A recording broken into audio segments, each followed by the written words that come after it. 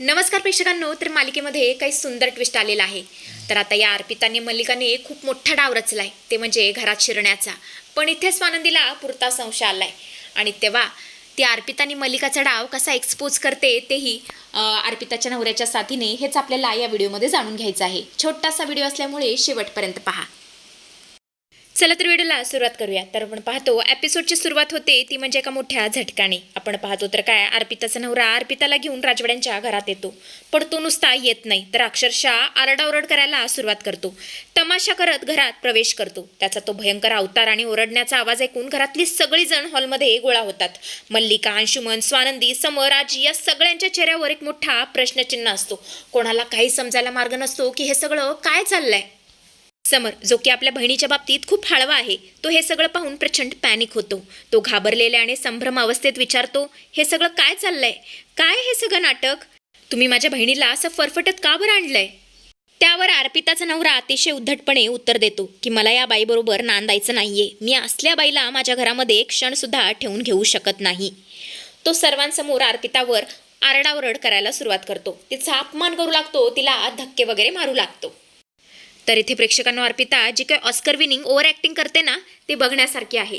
इथे अर्पिताने अभिनयाची परिसीमाच गाठलेली आहे. नवऱ्याचा हा आरडाओरडा ऐकून अर्पिता थेट खाली कोसळते आणि रडायला सुरुवात करते. पण हे नुसतं रडणं नसतं, तर अतिशय प्लॅन केलेला इमोशनल ट्रॅप असतो. ती रांगत रांगत समरच्या पायाजवळ जाते, त्याचे पाय पकडते, हुंदके देत म्हणते, दादा दादा प्लीज, आता मला तिकडे पुन्हा पाठवू नकोस. मी तुझ्या पाया पडते रे. तू जर मला तिकडे जबरदस्तीने असं पाठवलंस ना, तर हा माणूस मला जिवंत मारून टाकेल. जर उद्या माझ्या जीवाचं काही बरं वाईट झालं ना, तर याला सर्वस्वी तू जबाबदार असणार आहेस दादा, लक्षात ठेव.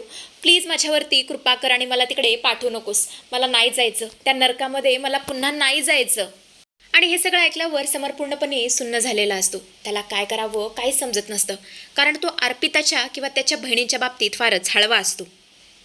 आणि आता अर्पिता आणखीनच नाटक करायला सुरुवात करते. ती सरळ मल्लिकाकडे जाते. अर्पिता समरचे पाय सोडून थेट मल्लिकाकडे धावत जाते. तिला घट्ट अशी मिठी मारते आणि बोलते, मॉम मॉम आता तूच मला वाचव. मला या माणसाबरोबर नाही राहायचं. मला वाचव मॉम. असं ती रडत रडत म्हणू लागते. हुंदके देऊन देऊन सिंपती गेन करण्याचा प्रयत्न करू लागते. आजी म्हणत असते, अर्पिता बाळा, अगं शांत हो, रडू नकोस. काहीतरी काढू आपण यावरती, काहीतरी सोल्युशन काढू. हे सोल्युशन नाही आहे की तू नवऱ्याला सोडून इथं येऊन राहावं. माहेरी राहणं यावरती उपायच नाही आहे. तू जरा धीर धर. यातून आपण काहीतरी बोलून चर्चा करू, मार्ग काढू. मल्लिका, जिने आधीच हा डाव रचलेला असतो, ती आता एका प्रेमळ आणि काळजी करणाऱ्या आईचा मुखवटा चढवते. ती अर्पिताच्या पाठीवरून हात फिरवते आणि म्हणते, अर्पिता बाळा, अजिबात काळजी करू नकोस. मी जोवर जिवंत आहे ना, तोवर तुला कोणीही जबरदस्तीने तिकडे पाठवणार नाहीये. हे राजवाड्यांचं घराणं आहे. मी तुला आयुष्यभर पोसू शकते. तू अजिबात काळजी करू नकोस. आणि जिथे प्रश्न माझ्या लेकीचा आहे ना, त्यावेळेस कोणी काही बोलू शकत नाही. पण प्रेक्षकांनो, मालिका इथेच थांबत नाही. ते आपला मोर्चा वळवते, तो म्हणजे समरकडे. समरला भडकवण्यासाठी ती मुद्दाम म्हणून टोमणे मारू लागते. ती म्हणते, अरे समर, तुला डोळे नाही आहेत का? तुझे डोळे फुटलेत का? तुला दिसत नाहीये का अर्पिताचा नवरा तिला वाटेल ते बोलतोय? तिचा सर्वांसमोर, तिच्या स्वतःच्या भावासमोर तिचा अपमान करतोय.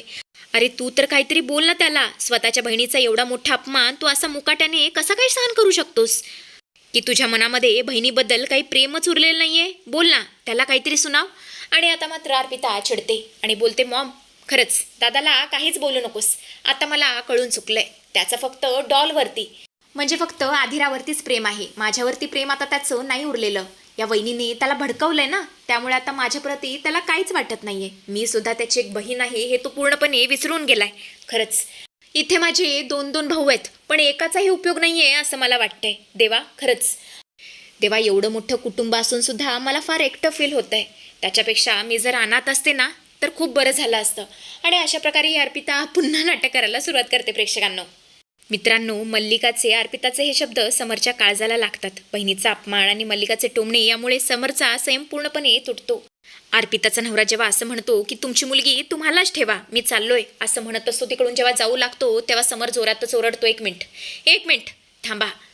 असं म्हटल्यावर तो त्याच्यासमोर हात जोडतो आणि बोलतो, हे बघा जावई बापू, तुम्ही प्लीज आमच्याबरोबर असं करू नका. हे बघा, माझी बहीण, मान्य आहे माझी बहीण चुकते, पण तिला एकदा तरी सुधारण्याची संधी द्या. मी तुम्हाला शब्द देतो, यापुढे अर्पिता व्यवस्थित नांदेल, तुमच्याबरोबर भांडणार नाही. पण प्लीज तिला असं सोडू नका. तिच्याबरोबर घटस्फोट घेऊ नका, तिला नांदवा. तुम्ही जे म्हणाल ना ते सगळं मी तुम्हाला द्यायला तयार आहे, पण प्लीज माझ्या बहिणीला असं एकटीला सोडू नका. असं म्हणतच तो अर्पिताच्या नवऱ्याच्या समोर हात जोडू लागतो, गयावया करू लागतो. आणि हे सगळं बघितल्यावर स्वानंदीला फार वाईट वाटतं. ती एका कोपऱ्यातून हे सगळं बघत असते. ती विचार करत असते, हे जे सगळं चाललंय ना त्यामध्ये खूप मोठं काळभैर आहे, काहीतरी खूप मोठं गोड बंगाल आहे. नाही म्हणजे कधीच अर्पिताचा नवरा असं करणार नाही. हे तर किती चांगले आहेत, मग हे असं का करतायत? हा सगळा मल्लिका काकू आणि अर्पिताचा डाव तर नसेल ना?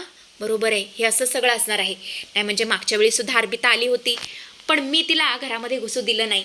राजवाडीने तिला घराच्या बाहेर काढलं. हे एकदा नाही तर दोनदा असं झालंय. त्यामुळे घरात घुसण्यासाठी ही यांची ट्रिक तर नसेल ना? हेच असणार आहे. आता हे सगळं मला माझ्या पद्धतीने हँडल करावं लागेल. या मल्लिका काकूंचा आणि अर्पिताचा मुखवटा आज नाही ना मी फाडून खाल्ला तर नाव स्वानंदी सांगणार नाही. आता बघाच मी काय करते ते. स्वानंदी बोलते, राजवाडे तुम्ही मागे सरका, तुम्हाला हात वगैरे जोडण्याची काही गरज नाहीये. आता बघा मी काय करते. असं म्हणतच ती अर्पिताच्या नवऱ्याच्या समोर जाते. त्याच्या डोळ्यात डोळे घालून म्हणू लागते, तुम्हाला काय वाटलं? तुम्ही माझ्या नंदेला इथे माझ्या घरामध्ये कचऱ्यासारखं फेकून जाल आणि आम्ही मूर्खासारखं बघत राहू? बहुतेक तुम्हाला माहीत नाहीये, हल्ली स्वतःच्या बायकोचा असा मानसिक छळ करणं आणि तिला माहेरी सोडून जाणं हा कायद्याने खूप मोठा गुन्हा आहे. आणि बहुतेक तुम्ही हे सगळं विसरलाय वाटतं. हे सगळं करण्यामुळे तुमच्यावरती आणि तुमच्या आईवरती डोमेस्टिक व्हायलन्सची केस होऊ शकते.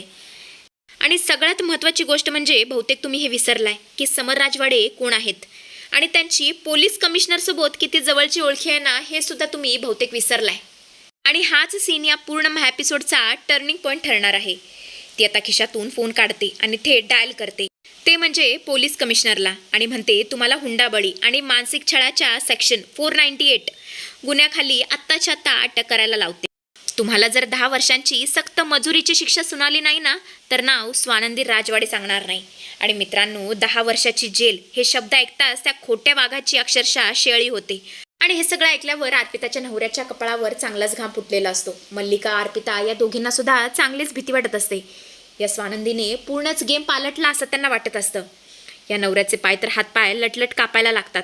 तो फोन लावत असलेल्या स्वानंदीच्या थेट पायावरती कोसळतो.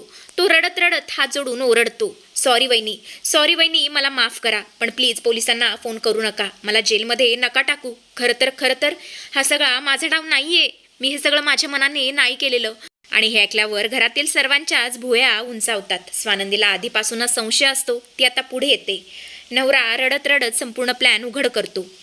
स्वानंदी बोलते, बोला हा सगळा कोणाचा डाव आहे? नक्की हा सगळा खेळ का आहे? जर तुम्ही खरं सांगितलं तरच मी शांत बसेन, नाहीतर तुम्हाला शिक्षा होण्यापासून देव सुद्धा आता अडवू शकत नाही. बोला, जे काही खरं असेल ना ते सगळं सत्य तुम्ही सांगून टाका. इथे तुम्हाला कोणालाही घाबरण्याची काहीच गरज नाहीये.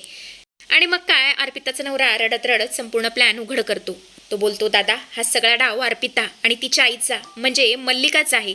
त्यांनीच हे सगळं मला करायला सांगितलं होतं. या नाटकाच्या बदल्यात अर्पिताने मला 50,000 रुपये सुद्धा दिले होते. तिने कालच मला सांगितलं होतं की मला तुमच्या घरी यायचं आहे, असाच मोठा तमाशा करायचा आहे आणि मला कायमचं इथे सोडून जायचं आहे. कारण काल ती मला रडत रडत म्हणत होती, जर तू असं केलं नाहीस तर माझा दादा म्हणजे माझा समर दादा मला कधीच या घरामध्ये परत घेणार नाही. फक्त या राजवाड्या घरात घुसण्यासाठी या दोघींनी हा कट रचलाय. मला फक्त पैशांची गरज होती म्हणून हे चुकीचं काम मी केलं. मला माफ करा दादा, खरंच मला माफ करा. पण मित्रांनो, हा डायलॉग ऐकल्यावर राजवाडे घरात जी शांतता पसरते ना ती एखाद्या वादळापूर्वीच्या शांततेसारखी असते. आजीच्या चेहऱ्यावर धक्का असतो.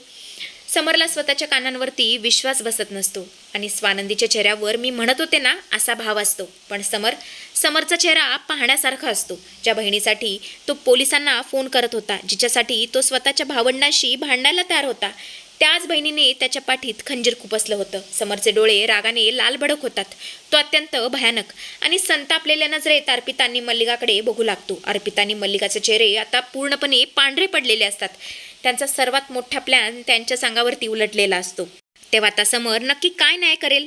तो अर्पिता, मल्लिका या दोघींना अक्षरशः घराबाहेर धक्के मारून काढेल का? कारण समरला खोटेपणा अजिबात सहन होत नाही. तेव्हा आता समरचा काय निर्णय असणार आहे हे तर आपल्याला येणाऱ्या भागातच कळेल.